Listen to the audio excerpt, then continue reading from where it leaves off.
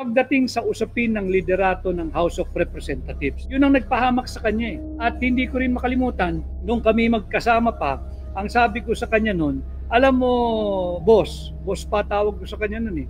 Alam mo, boss Kako, nag-intay ka ng 35 taon sa golden opportunity and golden chance na ito. Chance for redemption. 35 years. Ikaw yung pinakamumuhiang political name, political family, and political personality sa Pilipinas. Nag-intay ka ng 35 years. You've endured all the nasty things, true, semi-true, untrue na ibinintang sa iyo at sa iyong pamilya. Ininda mo yan. Pero nagtsaga ka, nagpasensya ka, after 35 years naging Pangulo ka. Hindi ko makalimutan ang sabi ko sa kanya nun. Wag na wag mong hayaang merong umangkas dito sa iyong matyagang pag-iintay na maging Pangulo ka ng Pilipinas. Legacy building tayo from day 1 up to the very last day, last minute of the last day in office mo pagdating ng 2028. Yung mga nais maging Pangulo pagkatapos mo, hayaan mo sila magdildil ng asin kagaya ng pagdidildil mo ng asin sa loob ng 35 years. Let them chart their own political destiny. Huwag mo nang ipigibak yung mga yan sa'yo. Ang gawin mo, maglingkod tayo ng maayos sa mga Pilipino. Ang nangyari hindi lang niya pinigibak, ina-hijack niya yung kanyang presidency. At sa pag-hijack ng presidency niya, nakidnap din si Pangulong Duterte. At yan ngayon nariyan sa dahig. Durusa dahil lamang sa pagmamahal niya sa Pilipino, linabanan ng illegal na droga. Kaya nasaan yung sinseridad na unity, reconciliation, peace, pagkakaisa, nasaan? At wala nga pong epekto itong panawagan niya sa kanyang mga gabinete, yung paghingi niya ng courtesy resignation. Uulitin ko, wala pong kahulugan yan. PR stunt lamang po yan. Propaganda stunt lamang po yan, meant to shore up yung kanyang pasadsad ng pasadsad na approval, trust, and acceptance rating. Yan lang po ang tanging layunin yan. Bantayan po ninyo yung mga kaganapan sa mga darating na araw. Wala pong meaning yan. And besides, hindi po kasalanan ng per department. Hindi po kasalanan ng mga cabinet secretary. Command responsibility po yan.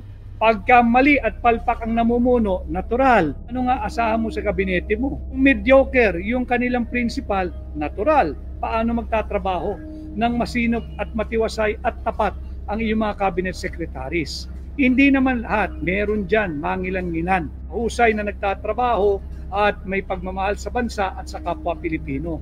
Pero itong ginawa niya na paghingi po ng courtesy resignation, wala po yan. Tukatin din natin yung kanyang paghingi ng panawagang unity, peace at reconciliation. Siguro simulan natin ito ay yung Pangulo, si Bongbong Marcos, pakita ng kababaang loob. Yung humility, hindi kahambugan. Humility by exhibiting humility. Sa paanong pamamaraan? Mabas ka na walang prompter, walang script na binabasa, hindi rehearse. Makipag-usap ka ng diretsyo sa sambayan ng Pilipino. Walang script, walang prompter. Yung nasa puso mo, ipakita mo yung humility. Alright mga kababayan, so tayo po ay magre-react dito sa naging live stream po ni Attorney Vic Rodriguez sa kanyang Facebook page kanina, at na-mention niya nga dito yung word na cosmetic change at yung sinasabi niya nga tila isang propaganda lamang po ito ng administrasyon ng Marcos, no? Dahil ngayon nga po ay putok na putok po yung balita sa social media maging sa mga mainstream media yung courtesy resignation ng ilan sa mga cabinet members, no, ng administrasyon ng Marcos. So bigyan natin ng mas malalim na pangunawa itong cosmetic change, no, kasi marami sa ating mga kababayan ang hindi alam ang tunay na kahalagahan nito. So let's dive in dito sa word na cosmetic change. Okay, sa konteksto ng politika mga kababayan, okay, ang cosmetic change ay tumutukoy sa mga pagbabago na panlabas lamang at hindi talaga ito nagdudulot ng tunay o makabuluhang epekto sa sistema o pamamahala. So ayan po ay ayon po sa personal na pananaw ni Attorney Vic Rodriguez, no? So karaniwan itong ginagamit upang ipakita na may ginagawang reforma o pagbabago yung kasalukuyang administrasyon. Ngunit sa realidad ng buhay ay talagang nananatili pa rin ang dating kalakaran at hindi talaga nagbabago ang fundamental na mga issue.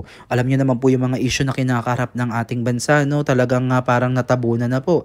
Ito na nga po yung issue sa kahirapan, kakulangan sa trabaho, kagutuman, sa edukasyon at napakarami pang iba. So halimbawa dito yung maaari nating bigyan ng example itong ang tinatawag na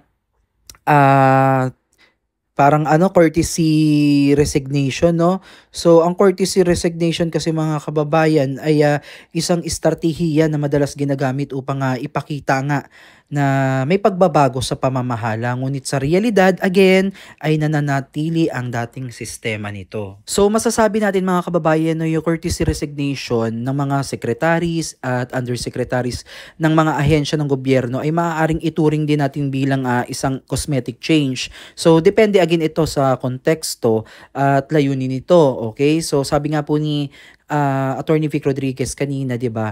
Maaaring totoo na magpapalit nga po ng mga secretaries, undersecretaries dahil siguro hindi nagustuhan ng administrasyong Marcos yung kanilang pamamalakad at gusto silang palitan. Pero kung ang mangyayari po ay may ipapalit lamang pong mga bagong muka, bagong pangalan, pero same lang po yung sistemang gagawin. Yan po yung tinatawag nating cosmetic change, okay? So karaniwan itong ginagawa upang bigyan ng kalayaan ang bagong liderato. Ayan, kagaya nga po ng Marcos administration na pumili ulit ng bagong mga magiging opisyal na nais nilang makatrabaho. Ngunit hindi ito palaging nangangahulugan, again, na tunay ang reforma sa sistema. So, bakit ba natin ito maituturing na cosmetic change? No? Siyempre, unang-una dito, yung panlabas na pagbabago. Yun lamang po yung nabago pero hindi yung sistemang reforma. Okay, so ang courtesy resignation ay maaaring magmukhang isang malawakang pagbabago kasi nga grabe massive po yung courtesy resignation. No, napakarami po nagsabit ng kanilang resignation. Again, depende pa rin po ito kay BBM, President Bongbong Marcos kung kanyang tatanggapin. Okay, so ito yung may mga bagong itatalagang opisyal na may parehong pamamaraan ng pamamahala at wala namang tunay na pagbabago sa sistema. Yan po yung pwede namang mangyari. Kung hindi niya tanggapin yung resignation, so mag-i-stay yung tao na yun, yung pangalan na yun, dun sa kanilang mga hinahawakang posisyon, kung ano man yan, DOTR, Department of Agriculture for example, yung mga ganyan po ba. At isa pa dito yung pagpapanatili ng imahe ng administrasyon. Sa ilang pagkakataon kasi mga kababayan, ginagamit ito upang ipakita na may ginagawa yung gobyerno upang linisin ang burokrasya, no? Kahit na ang pagpapalit na opisyal ay mula rin sa parehong grupo ng mga namumuno. So yun yung sinasabi ni Attorney Vic Rodriguez na baka yung ipalit din naman niya ay mas worse pa, no? Na uupo dun sa pwestong inalisan ng mga nag-courtesy resignation, nag-resign, okay?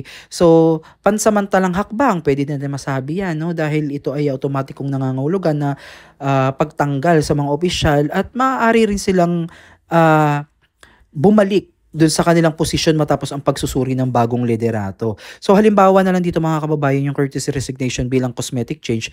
Ito nga yung inatasan ng Malacanang, okay, no? Kamakailan ang lahat ng presidential appointees sa Presidential Communication Office na magsumite ng kanilang courtesy resignation upang bigyan ng kalayaan ang bagong PCO o sekretary na si J. Ruiz sa pagpili ng kanyang team. Pero ngayon nababalita natin pati ata si Sir J. Ruiz ay kasama po sa nag-submit ng hindi ako sure kung kasama na siya ngayon kasi isa-isa ina pong lumalabas yung mga cabinet members, mga secretaries and undersecretaries na nagpapasa po ng courtesy resignation. Tapos sa ibang ahensya tulad ng Department of Transportation o DOTR, nagkaroon din ng shake-up kung saan ilang undersecretaries at assistant secretaries ang pinalitan matapos ang courtesy resignation. So, grabe no, bagamat maaaring magdulot ito ng mas malawak na reforma, kung ang bagong opisyal ay may parehong pananaw at pamamaraan ng pamamahala, maaaring manatili lamang ang dating sistema, no? Kaya nga sabi nga po ni Attorney Vic Rodriguez, kung maaari, wag muna tayo masyadong kiligin, no? Wag muna tayo masyadong maging excited. Tignan natin yung mga susunod pang mga araw kung ano nga ba yung mangyayari, no? Baka isa nga lang itong patibong na naman, o baka isa na naman tong isang propaganda na kunwari ay pinaalis o nilinis niya yung mga tao, pero at the end of the day ay ipapalit din yung same lang na kalakaran o sa sistema. So, yan yung paka-aabangan natin mga kababayan, no? Sa tingin nyo, no? Okay, no? Sa akin kasi, sa aking pananaw, ito yung pananaw ko dito, na ito nga courtesy resignation ng mga kababayan natin ay maaari ngang isang propaganda lamang, no? At hindi naman talaga totoo na mababago ang reforma, na ire-realign dun sa kagustuhan ng mamamayang Pilipino yung pagpapalit ng mga secretaries and undersecretaries. Dahil nga po, alam nyo na po yan, kamakailan yung mga nangyari po, kagaya ng pagkakaaresto po ni dating Pangulong Duterte at pagpapadala po sa The Hague sa Netherlands, ay tila naging malaking issue po at usapin yan. At kine-question nga po yung legalidad ng pag-aresto po dito sa dating Pangulo.